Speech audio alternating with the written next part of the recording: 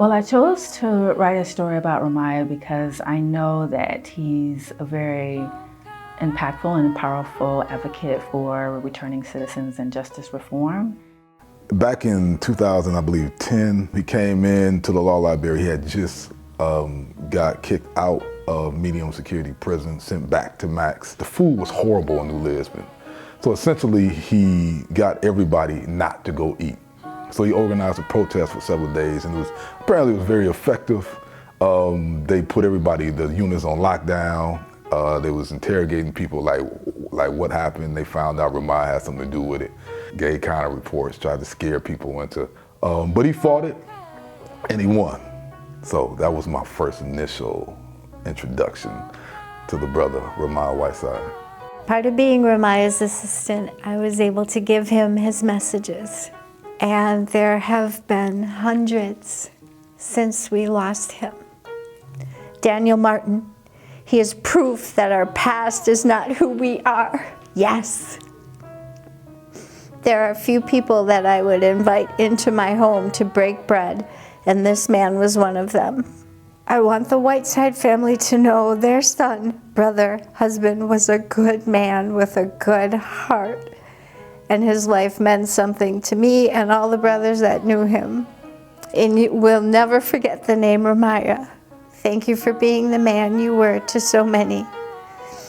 I love you, my brother, and soon we'll be able to laugh and enjoy one another's company again. You will be greatly missed, and thanks to the Whiteside family for being bringing a caring and loving and compassionate man into this world.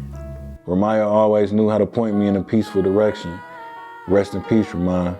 You made your mark in this world. You changed the lives of so many. Your ripples will go on and on forever in positive ways.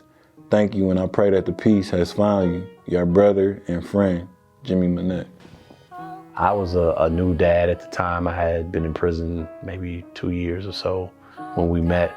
And immediately he just gave me some advice about my son, who's a mixed fellow. And that whole experience of how to navigate that and what he would encounter and how I could help him even from a distance as a father was invaluable stuff. I mean, changed my life really. And, I always appreciate him for that. Matthew S. wrote this to my friend. I've been in prison 18 years straight, and I knew Ramiah Whiteside very well and did time with him in a couple prisons, and he was the type of brother to give his shirt off his back for any brother in prison and on the streets. Love you, Ramiah. He had to be like 13. Me and his brother Reagan were best friends, and we were in the same gang, and he had just joined, and he wanted to know everything. He wanted to know everything to the point that he wanted to know stuff I didn't know, right? And so he was like, what kind of leader are you? And you don't know anything. And he started researching, and to the point that he ended up having information I needed. And that just always stayed with me. Fast forwarding to maybe 8 years later in prison, to watch him no longer honor gang culture and some of the self-destructive things we taught and practiced, to watch him become this new man committed to changing lives and helping people inspired me. And so if I could say anything to my friend, I'm sorry that I failed you as a friend. Thank you for being my brother. I'm gonna carry on your work, man. Everything that meant something to you means something to me.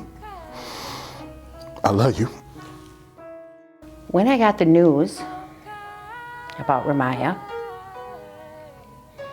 I knew a piece of my world had forever changed. I know a piece of others' world forever changed. The possibilities. People that didn't even know him, that don't get to meet him, have a loss that they don't even know about. Ramiah was a very smart young man, even in school. He was an avid reader. He loved to make you laugh, and he did. And there were times when he was little, he was an avid swimmer. And when I had the children were little, and one of my things to bribe him with was his YMCA card. He could not go swimming if he could up in school. Remember that every time you order out of a catalog other than Union Supply, Now and in the future, we have Ramiah to thank as a major contributor to the bill that Governor Evers signed into law, bringing back other vendor competition. Rest in peace, my friend Ramiah. I say this to his family, well done, and how you helped mold an amazing individual who I personally feel privileged to have known. Thomas F. Ball II. We did a tribute to Ramiah last week at the Clean Slate conference, and the room was quiet, and myself and so many just wept because we miss you, brother. And so there's been several moments where he and I have had conversations while incarcerated about, you know, being a little bit more strategic in our communications, as well as in how we rally and rile folks up. That's something that, you know, I often keep at the forefront of my mind as I engage all across the country around justice reform. The second to last time I saw Ramiah was at Waupun, and we went in and we spoke to the men inside of the Restorative Justice Program. And Ramiah got up second. I think he asked the guys, he said, how much time do you have left? Anytime somebody asks you how much time you have left, just say you have one day. Just live throughout the rest of your time in prison as if you have one day, as if tomorrow is the day that you're gonna get out. Because if you think you have like a year or 10, you're just gonna keep saying, I can do that tomorrow. You know, I don't have to worry about that. I can do that another day. But it applies to us out in the world. You know, you only live like you have one day left, in a sense, or believe that one day we will get to this place that Ramiah and all of us are working for. The only thing I've been motivated to get a tattoo for since I've been out, because of that. After seeing the good he created in here and the lives he changed, it shows me that perhaps he was never meant for this world. Some of the kindest hearts I've ever seen have been in these places. Ramiah was a leader where so many never find the strength to even look. Perhaps it wasn't that he didn't leave enough for himself. Maybe everything he had was meant for others. I'll miss my friend, and the impression he left on my heart will forever live on. Jason Wright. There's at least 150 people, and it's Ramiah's turn to tell his story, and he had dug so deeply, and he had loved so many of the men when they wanted to give up, when it was time for them to say, screw it, I'm not gonna tell this story, I don't want anybody to know, I'm afraid, whatever it was. Ramiah and his 5'1" or 2 body would stand beside them. We had a guy that was in there was 6'8", so Ramiah and this young man that was probably 10 years younger than him standing there so he could lift him up. In that room, actually, so Senator Ron Johnson was there.